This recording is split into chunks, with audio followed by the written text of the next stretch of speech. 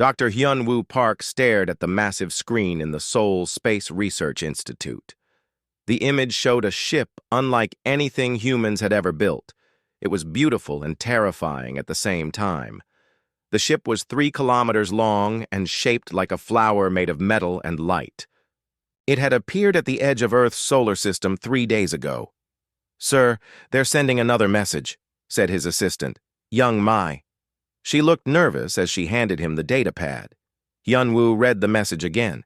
The aliens called themselves the Velhari Confederation. They said they came in peace. They wanted to meet with Earth's leaders. They had gifts to share with humanity. Commander So-Min Lee walked into the room. She wore the dark blue uniform of Earth's First Contact Division. Her face was serious as always. "Doctor, have you finished your analysis of their ship?" "Yes, Commander. Their technology is far beyond ours. The ship uses some kind of energy source we don't understand. It's not nuclear fusion like our ships. It's something else entirely." So-Min nodded. "The President wants a full briefing in 2 hours. What should we tell him?" Hyun-Woo looked at the alien ship again. "Tell him we're dealing with a civilization that could destroy us without trying. But they claim they want to help us."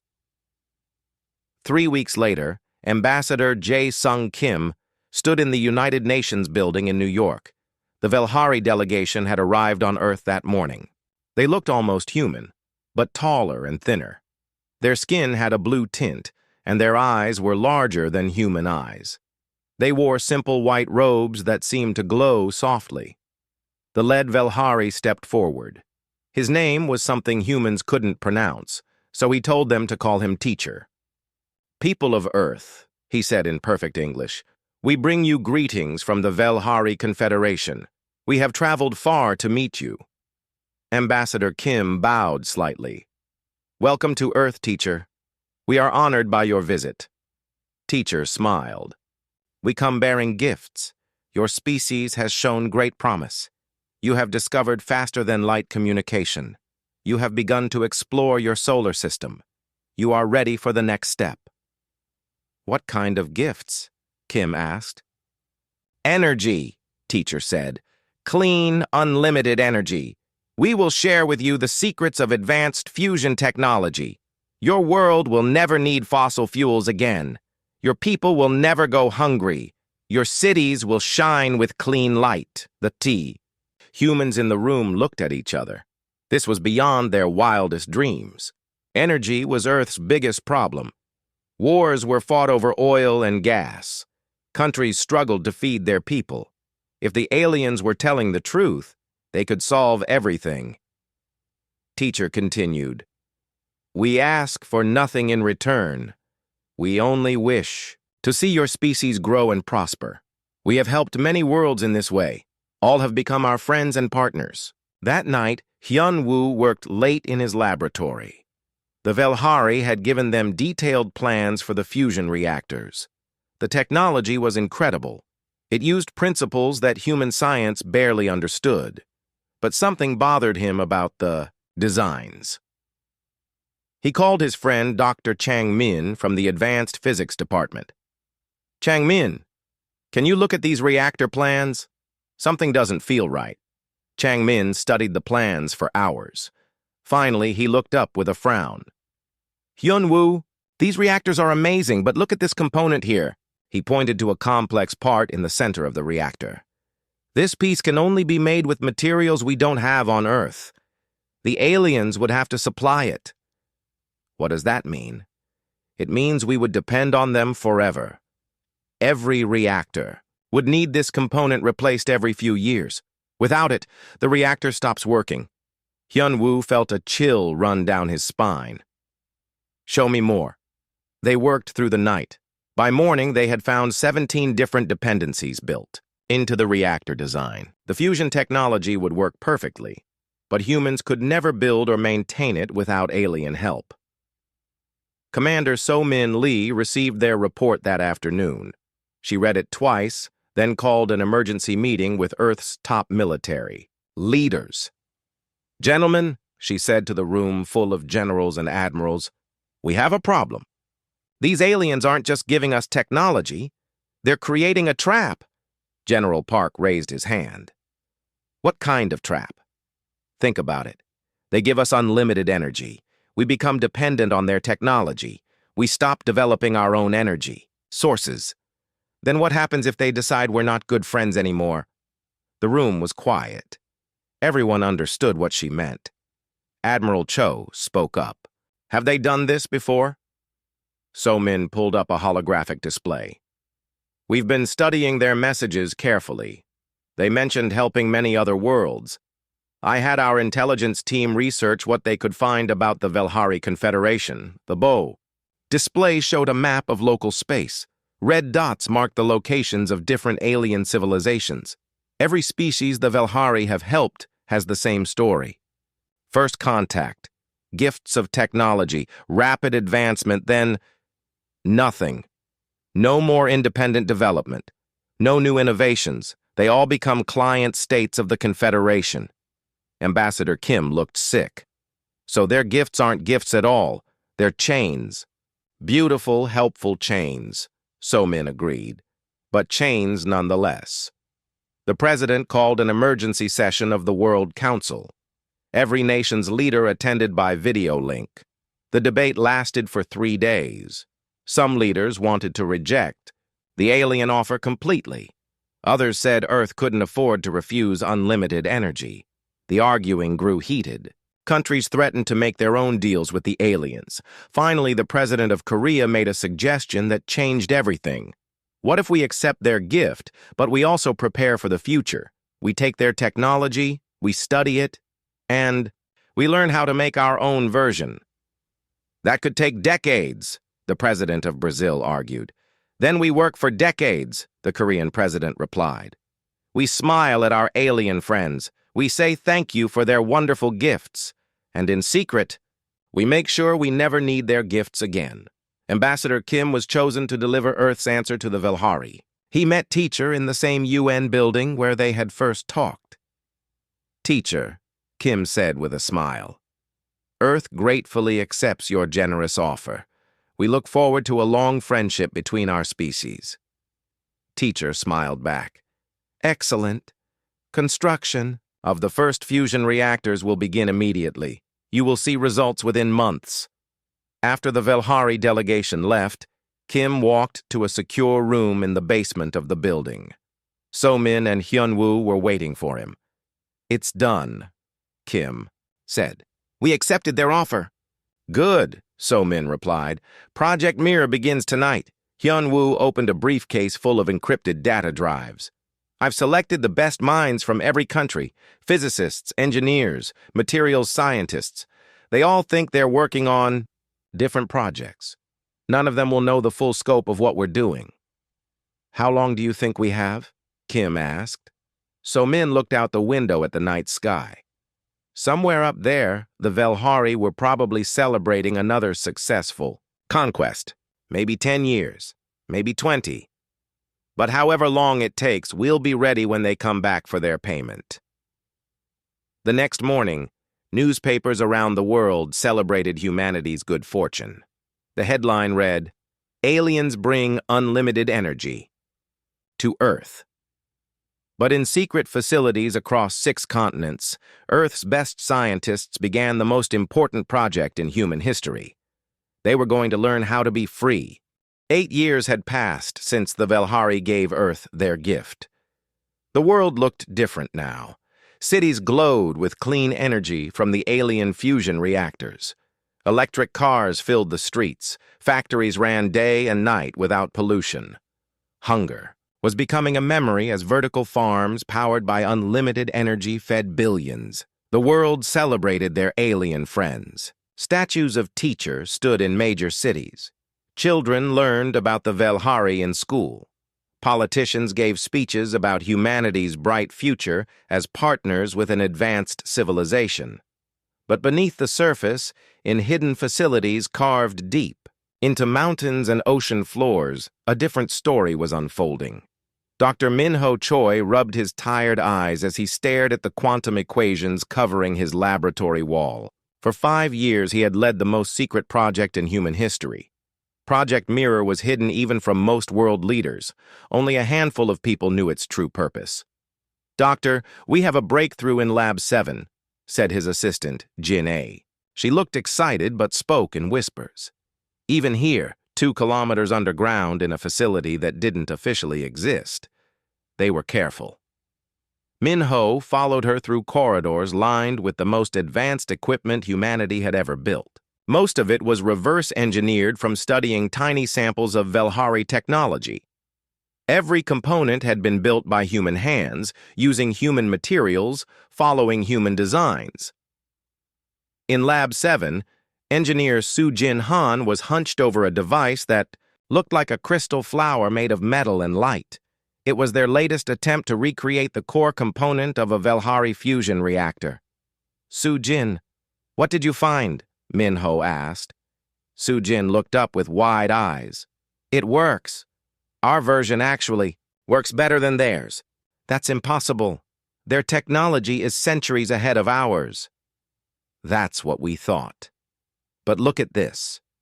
Soo-Jin pulled up a holographic display showing energy output readings. Our reactor produces 12% more energy than the Velhari version, and we don't need any special materials. Everything can be made on Earth. Min-ho stared at the numbers. Something was wrong with this picture. If humans could improve on Velhari technology after only 8 years of study, how advanced were the aliens really? "Soo-Jin, I want you to run a different test. Don't try to make the reactor more efficient. Try to figure out why the Velhari made it less efficient on purpose." 3 floors above them, General Tae-hyun-yoon was having his own moment of discovery. The general ran the military side of Project Mirror. His job was to understand the strategic implications of everything the scientists learned. Today's briefing came from the surveillance team. For years, they had been studying the quantum signatures embedded in every Velhari fusion reactor. What they found changed everything. "General," said Major Park, the team leader, "the reactors aren't just providing energy, they're watching us." "Explain." "Every reactor sends data back to the Velhari. Energy consumption patterns, population density around each reactor, industrial activity levels. They know exactly how many people live in each city, how much food we're producing, how many factories we're building." General Yoon frowned. "That's concerning, but not unexpected. What else?" "It's more than surveillance, sir. The reactors are studying human behavior. They track how quickly we adapt to new technology, how we organize our societies, how we solve problems. It's like we're lab rats in an experiment." The general felt his blood run cold. "They're not just watching our energy use. They're studying our entire civilization?" "Yes, sir, and there's something else. The data streams include feedback loops. The reactors aren't just watching us. They're subtly influencing us." "How?" "Small energy fluctuations that affect electronic devices.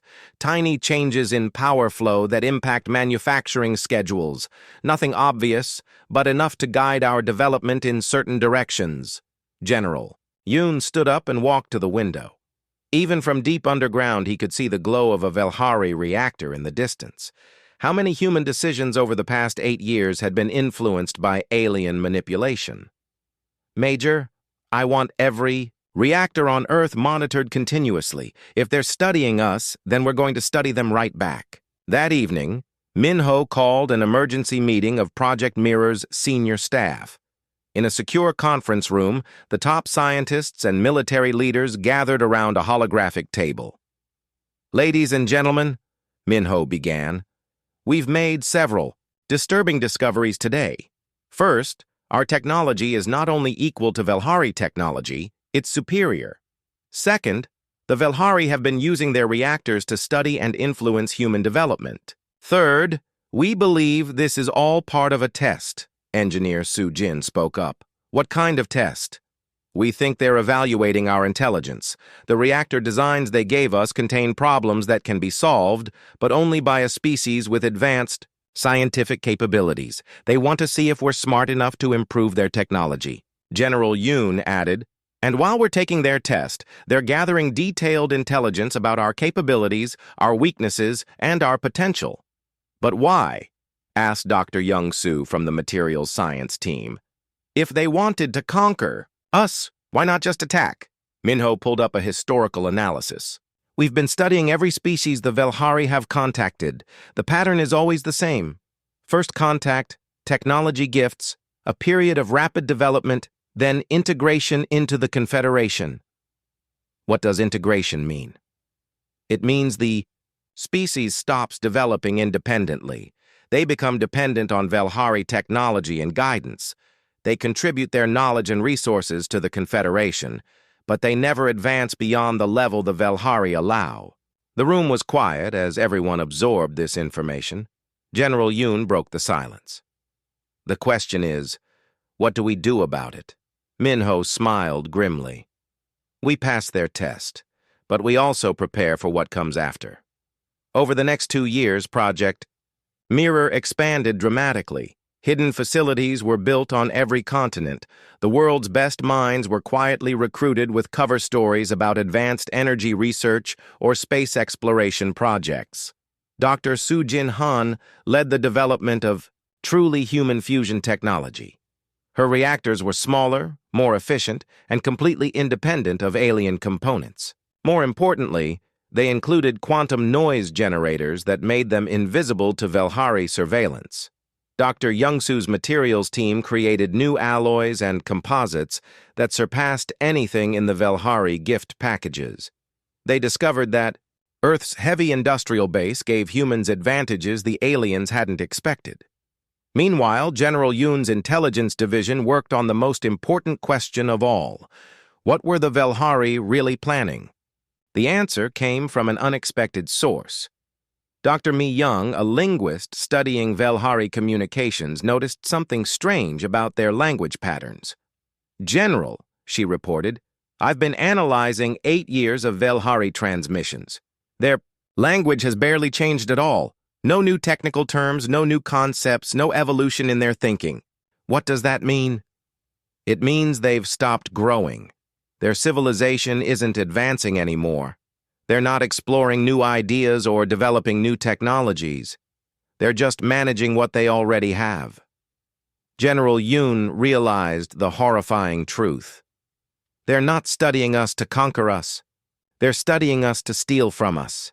Exactly. They need fresh ideas, new perspectives, innovative solutions. But they can't allow the species they exploit to become truly independent. So they use the gift strategy to identify promising civilizations, study their development, and then harvest their innovations. How many species have they done this to? Based on linguistic analysis of their databases, at least 47 different civilizations over the past 2,000 years. That night, Minho stood alone in his laboratory, looking at the latest human fusion reactor design. It was beautiful in its simplicity and terrifying in its implications. Humanity had not only matched Velhari technology, they had surpassed it, but the real breakthrough wasn't technological. It was understanding what the test was really about. The Velhari weren't evaluating whether humans were smart enough to be their partners. They were evaluating whether humans were innovative enough to be worth harvesting. Minho made a decision that would change the course of human history. Instead of revealing their true capabilities, Earth would continue playing the role of grateful students. They would pass the Velhari test, but they would also prepare for the real test that was coming. The test of whether humanity would accept the role of a managed species, or whether they would choose something the Velhari had never encountered before, a species that refused to be harvested. Project Mirror entered its final phase. The goal was no longer just to match alien technology. The goal was to prepare humanity for a confrontation that could determine the fate of dozens of civilizations across the galaxy. But first, they had to wait for the Velhari to spring their trap. And when that moment came, humanity would be ready with an answer that would shock the galaxy. 10 years had passed since humanity received the Velhari gift. To the outside world, Earth looked like a species that had learned to use alien technology well, but remained dependent on their alien friends. Cities powered by Velhari reactors hummed with activity. Space stations orbited Earth using modified alien designs. Humanity appeared to be following the same path as dozens of other species before them, but appearances can be deceiving. Admiral Yin Su Kang floated in the command center of humanity's most secret achievement. The shipyard was hidden in the asteroid belt, disguised as a mining operation. Around her, the final ships of Earth's true space fleet were taking shape. The ships looked nothing like the crude vessels humans had built before first contact. They were sleek and deadly, powered by fusion reactors that surpassed anything the Velhari had ever created. More importantly, they were completely invisible to Velhari sensors. "Admiral," said Captain Dongwu, her chief engineer, "the final squadron is ready for testing." Yunsu nodded as she watched the newest ship power up its engines. The vessel was 200 meters long and shaped like a sharp blade. Its hull was made from metamaterials that bent light and energy around it. When the ship activated its stealth systems, it simply vanished. "How many ships do we have now?" she asked. 312 combat vessels, plus support ships. "Enough to protect Earth, but not enough to fight a galactic empire." "We're not planning to fight them," Yonsu replied. "We're planning to free them." On Earth, Dr. Yoonji Nam was working on humanity's other secret project. In laboratories hidden beneath major cities, she led the development of human enhancement technologies. But unlike the crude cybernetic implants of old science fiction, her team was creating something elegant and natural. "The latest batch of volunteers is ready for final testing," reported Dr. Kwan Ho, her deputy. "Neural processing improvements are holding steady at 40% above baseline. Physical enhancements are within normal human ranges but at the peak of human potential. Most importantly, all subjects report feeling more human, not less." Yoonji smiled as she reviewed the data. "That's because we're not replacing human capabilities. We're unlocking them." The enhancement process used principles learned from studying Velhari biotechnology, but applied in ways the aliens had never considered. Instead of making humans dependent on external technology, the enhancements worked with human biology to reveal hidden potential. Enhanced humans could think faster, react quicker, and resist radiation and hostile environments. But they still looked completely human, still felt human emotions, and still possessed the creativity and unpredictability that made humanity unique. "How many people have received the full enhancement package?" Yoonji asked. 50,000 worldwide. All key personnel in critical positions. Government leaders, military commanders, top scientists, and selected civilians in every major population center. And the Velhari don't suspect anything? Their medical scans show the subjects as normal humans. The enhancements operate on quantum, levels that their sensors can't detect.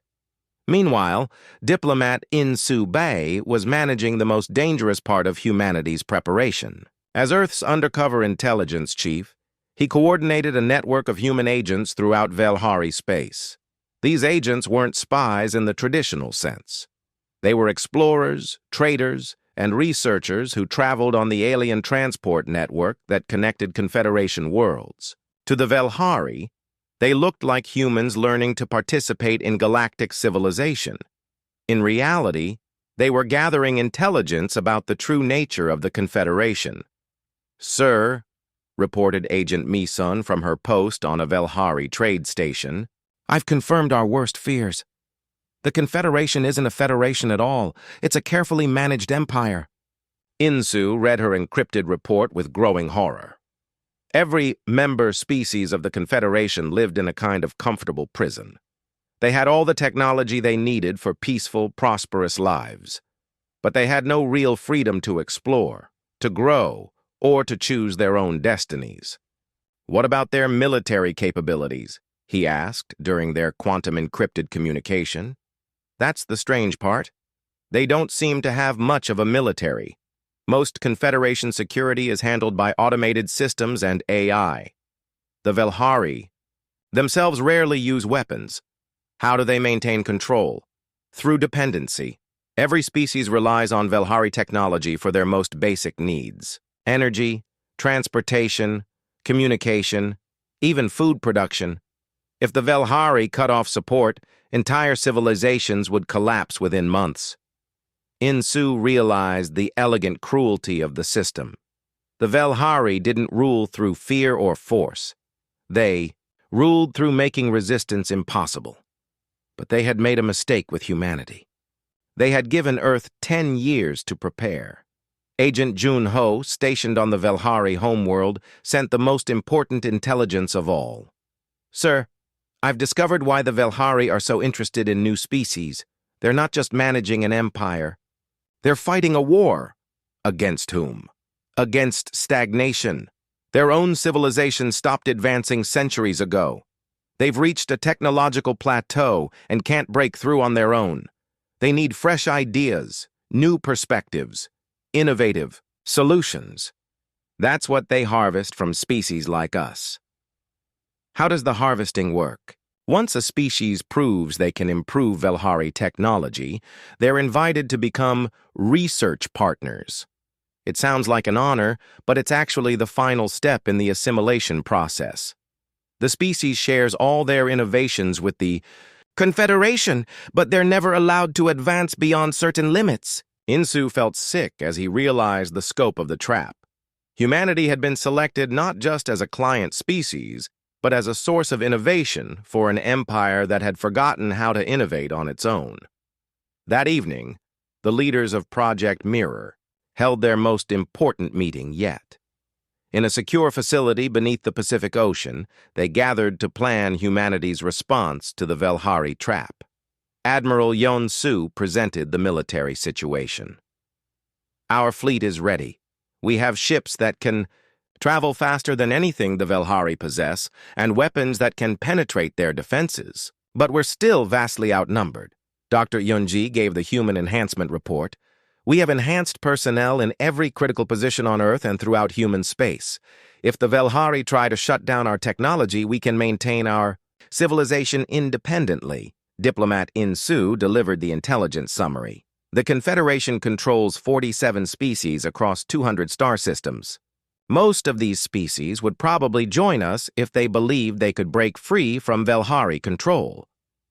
The meeting was interrupted by an urgent message from Earth's official diplomatic channels.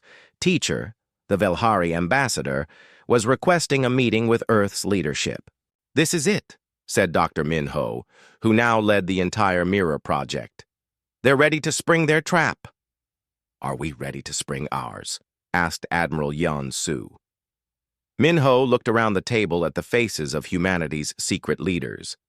Each of them represented years of careful preparation, hidden innovation, and desperate hope. "Yes," he said, "we're ready." 3 days later, Teacher arrived on Earth with a delegation of Velhari officials. They were greeted with great ceremony at the United Nations building. Crowds cheered for their alien benefactors. World leaders praised the partnership between humanity and the Confederation. Behind the scenes, humanity's enhanced leaders prepared for the most important negotiation in their species' history. Teacher's offer was exactly what Project Mirror had predicted.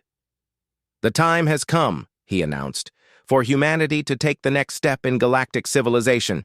The Confederation Council has voted to invite Earth to become a junior partner in our great alliance." The offer was presented as a tremendous honor. Humans would gain access to the collective knowledge of dozens of advanced civilizations. Earth would become part of a galactic community that had existed for thousands of years. The price was simple. Humanity would share all their technological innovations with the Confederation. Human scientists would work on projects assigned by Velhari coordinators. Earth's development would be guided by alien advisors to ensure optimal progress. Ambassador Kim, now enhanced with the full human upgrade package, accepted the offer on behalf of Earth. "We are honored by this invitation. Humanity gladly accepts partnership with the Velhari Confederation." Teacher smiled with satisfaction. Another species had walked into the trap. Another source of innovation had been secured for the Empire. But, as the Velhari delegation prepared to leave Earth, they had no idea what humanity was really preparing to give them. It wasn't going to be submission. It wasn't going to be compliance. It was going to be the greatest surprise in the history of galactic civilization, and it would start with a simple message broadcast to every species in Confederation space. This is Earth. We have something to show you. Captain Do Yan Shin stood on the bridge of the starship New Sol as it approached the Velhari homeworld. To any observer, his ship looked like a typical human vessel built with Velhari-gifted technology. The hull design followed alien specifications. The engine signature matched standard Confederation patterns. Even the crew uniforms were modeled after Velhari styles. But appearances were deceiving. Beneath the familiar exterior, the New Sol was powered by humanity's superior fusion systems. Its weapons could punch through any Velhari shield. Most importantly, its sensors were recording everything about the most secret world in the galaxy. "Captain," reported Navigation Officer Hai-Jin, "we're receiving docking instructions from Keshari Prime Orbital Control." Do-Yun nodded. "Follow their guidance exactly. We want to look like grateful students, not potential threats." Beside him, scientist Bo-Ra-O was already scanning the Velhari homeworld with concealed sensors. What she found was disturbing. "Captain, I'm detecting massive energy signatures around the planet. These aren't defensive systems. I'm not sure what they are. Keep scanning, but stay passive. We can't let them know our sensors are more advanced than they expect." As the New Sol docked with Keshari Prime's orbital station, Do-Yun reflected on how much had changed since humanity first met the Velhari. 15 years ago, humans had been confined to their own solar system, dreaming of reaching the stars. Now they were guests at the center of a galactic empire, preparing to tear that empire apart. The Velhari greeting ceremony was magnificent. Thousands of beings from dozens of different species filled the station's grand hall. They all wore the same flowing robes that marked them as members of the Confederation. Their faces showed happiness and contentment. But strategist Wu Jin Lee, disguised as a diplomatic attaché, noticed something troubling about the crowd. "Captain," he whispered, "look at their eyes. Really look." Do-Yun studied the assembled beings more carefully. The happiness seemed real, but underneath it was something else. A kind of emptiness.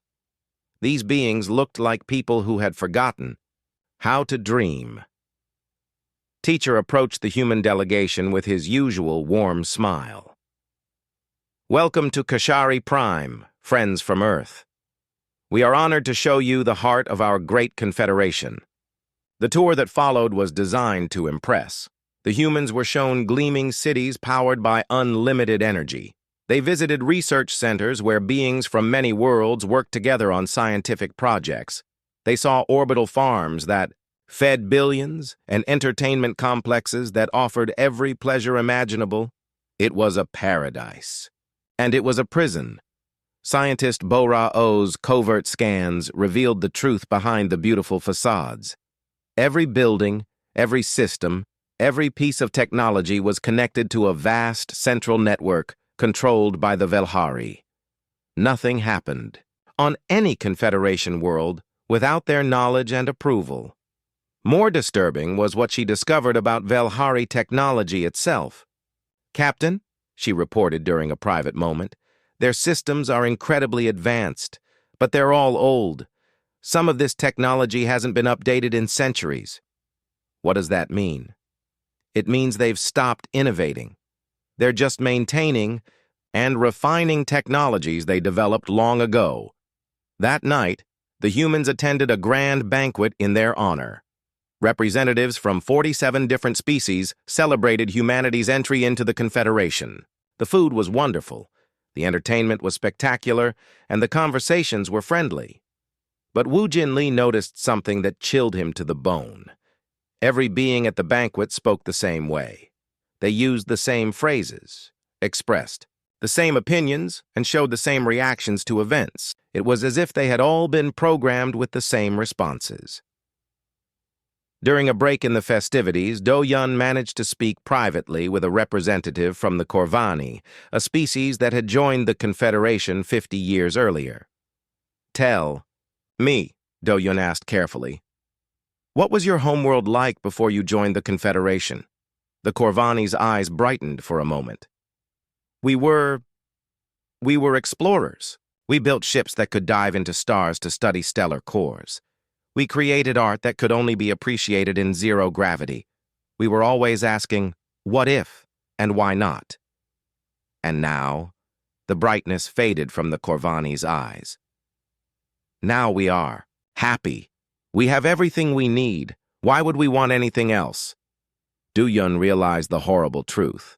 The Confederation didn't just control technology and resources. It controlled dreams and aspirations. It made people forget they had ever wanted to grow beyond their assigned roles. The next day brought the formal integration ceremony. Teacher stood before the assembled representatives and announced humanity's new status as research partners in the Confederation. Earth has shown remarkable innovation, Teacher declared. Their improvements to our fusion technology demonstrate the creativity we seek in our partners. They will now share their knowledge with all Confederation members, just as all members share with them. The crowd applauded. Bora-O felt sick as she realized what was happening. Every breakthrough Project Mirror had achieved, every innovation that had made humanity stronger, would now be shared with the Velhari. And in return, humanity would receive access to the stagnant, unchanging technology of the Confederation. But the worst revelation was still to come. After the ceremony, Teacher invited the human delegation to a private meeting in the Velhari Leadership Council chambers. The room was a masterpiece of alien architecture with walls that seemed to flow like water and light that moved in patterns too complex for human eyes to follow. "Now that you are truly part of our family," Teacher said, "we can share our greatest secret with you." He gestured, and the walls of the chamber became transparent. Beyond them stretched a vast space, filled with something that made the humans gasp in shock. Thousands of ships floated in organized formations. But these weren't Velhari vessels. They were ships from every species in the Confederation, all fitted, with the same standardized systems, all following the same flight patterns. "Behold the Grand Fleet," Teacher said proudly.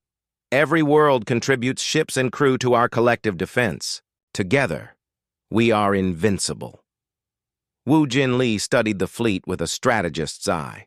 The formation was impressive, but it was also rigid. Every ship moved in perfect coordination, but there was no creativity in their tactics, no flexibility in their deployment. "What do you defend against?" Do-Yun asked. Teacher's expression grew serious. "The great threat that faces all civilized beings, chaos. There are species in the galaxy that refuse to accept order.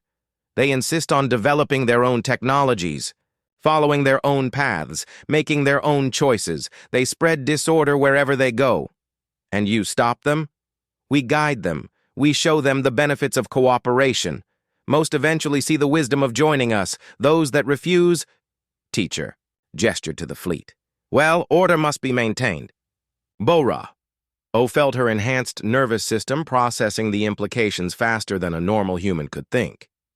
The Confederation wasn't just an empire that harvested innovation from subject species. It was a force that actively suppressed any civilization, that tried to develop independently. The Velhari had built a galaxy-spanning system designed to prevent any species from surpassing them. And now they expected humanity to help them maintain that system. "This is a great honor," Do-Yun said carefully. "Earth will be proud to contribute to the Grand Fleet." "Excellent," Teacher replied. "We will begin integrating human vessels immediately. Your ships will be retrofitted with standard Confederation systems to ensure proper coordination."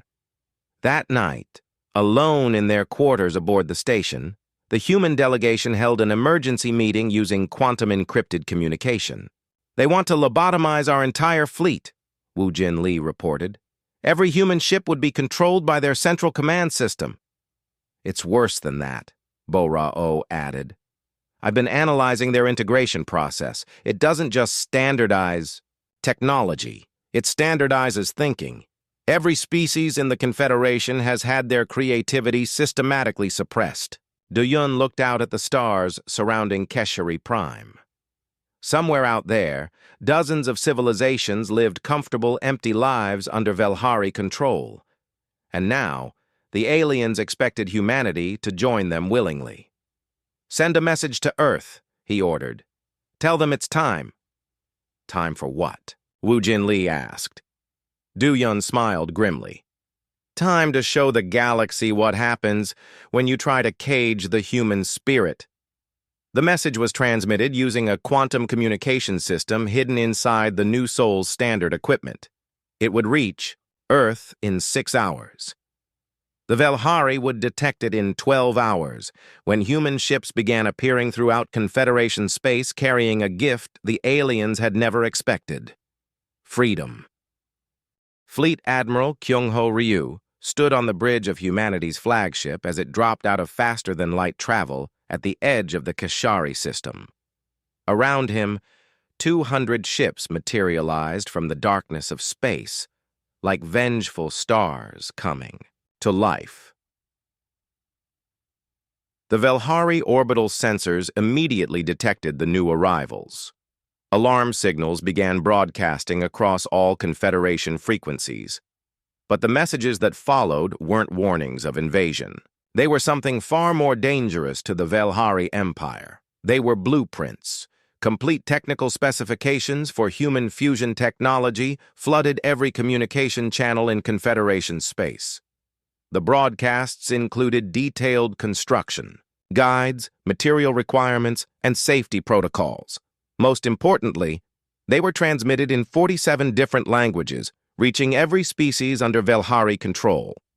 Admiral, reported Communications Officer Dal Neem, we're receiving frantic signals from Keshari Prime. They're demanding we stop our transmissions immediately. Kyung-ho smiled coldly. Tell them we're just sharing knowledge, like good Confederation partners should. Isn't that what the Alliance is all about? Aboard the orbital station around Keshari Prime, Captain Do Yun Shin watched the chaos unfold through the New Soul's sensors. Velhari officials ran through corridors, their usual calm shattered by panic. Emergency meetings were called. Security forces that hadn't been used in centuries were suddenly activated. Captain, scientist Bo Ra-O reported with barely contained excitement. I'm detecting energy signatures from 17 different worlds. Species are already trying to build the reactors from our blueprints. Teacher burst into the human delegation's quarters without ceremony. His flowing robes were disheveled, and his large eyes showed something the humans had never seen before, genuine fear. What have you done? He demanded. Ambassador Eugene Choi, who had arrived with the fleet, stood to face the alien leader. We've done exactly what you asked us to do. We're sharing our technology with our Confederation partners. This is not sharing. This is chaos. You've given them weapons. Weapons? Eugene looked genuinely surprised. These are fusion reactors, clean energy sources. Surely the Confederation supports clean energy. You know what this means? Species will become independent. They won't need our guidance anymore. Is that such a terrible thing? Teacher stared at the human diplomat as if she had just suggested destroying the galaxy. Independence leads to conflict. Conflict leads to war. War leads to destruction. We have maintained peace for 2,000 years. You've maintained control, Eugene corrected. There's a difference. Outside the station, Admiral Kyung-ho's fleet was broadcasting more than just reactor designs. Human ships were transmitting the complete specifications for faster than light. Drives, quantum communication systems, and advanced manufacturing techniques. Everything humanity had developed during their secret decade of preparation was being given away freely. But the most important broadcast was yet to come. Chief Engineer Han-Nul Song stood in the main laboratory of the flagship, surrounded by the most advanced technology humanity had ever created. Her life's work was spread out before her. The complete human enhancement system that had taken 15 years to perfect. "Admiral," she reported, "the biological enhancement protocols are ready for transmission." "Are you sure about this, Han-Nul? Once we broadcast those specifications, there's no taking them back." Han-Nul looked at the data that could transform entire civilizations. "Sir, every species in Confederation space has been systematically dumbed down for generations. Their creativity has been suppressed, their curiosity has been crushed, their dreams have been stolen. This technology can give all of that back to them, and if some species misuse it, then they'll face the consequences of their choices. But at least they'll have the chance to choose." Kyung-ho nodded. "Begin transmission." Across the galaxy, beings who had lived under Velhari control for generations suddenly received instructions for unlocking their own biological potential. The enhancement process was different for each species, but the principle was the same: technology that worked with natural biology to reveal hidden capabilities. On the water world of Aquaria, the dolphin-like Satani received the transmissions through their natural bioelectric networks. Within hours, enhanced Satani were thinking faster and more creatively than their species had in centuries. On the desert planet Score, the insectoid hive minds used the human biotechnology to break free from the rigid thought patterns the Velhari had imposed on them.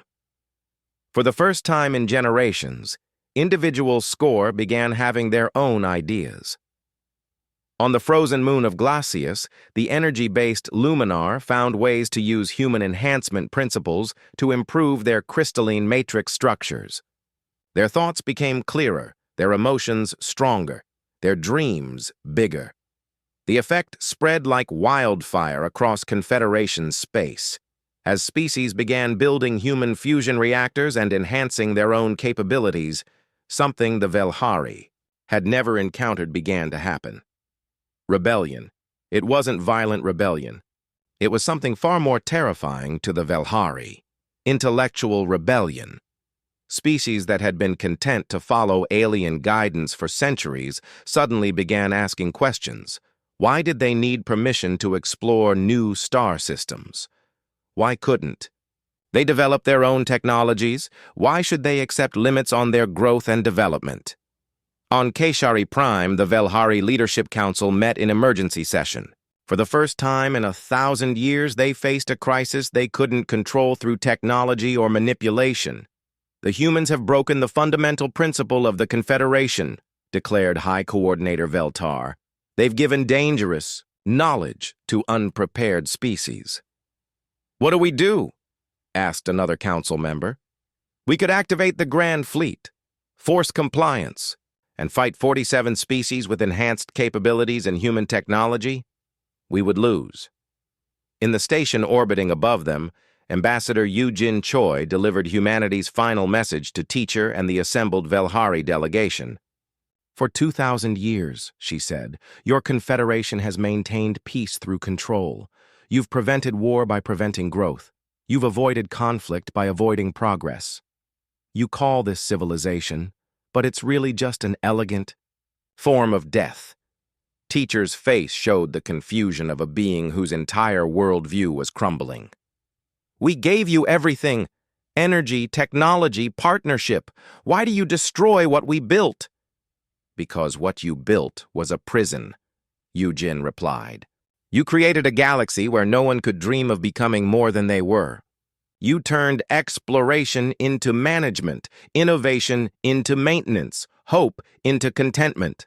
And what do you offer instead? Chaos? We offer choice. We offer the chance for every species to grow beyond their limitations. We offer the possibility that tomorrow might be better than today, not just more of the same." Yoo-Jin activated a holographic display showing star maps throughout Confederation space. Red dots marked worlds where species were already using human technology to break free from Velhari control systems. Look at your empire, teacher.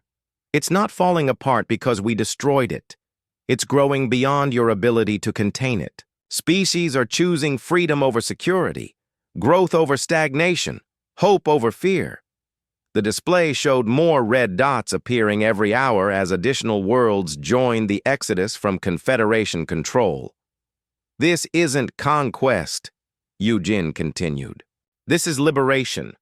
We're not taking your empire away from you. We're giving it the chance to become something better. Teacher stared at the display in horror and fascination. You've doomed us all.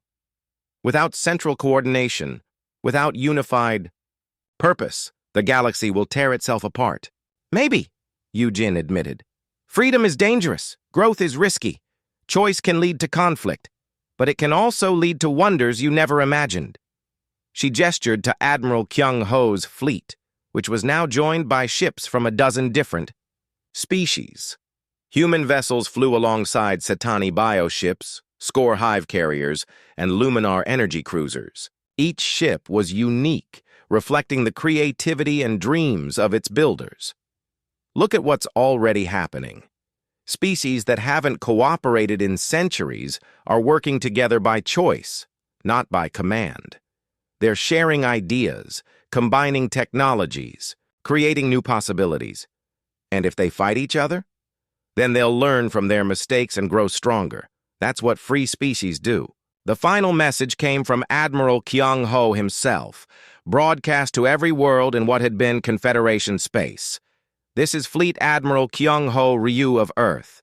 To every species that can hear this message, we offer you a choice.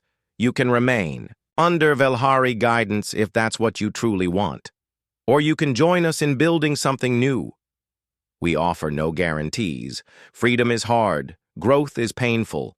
The future is uncertain.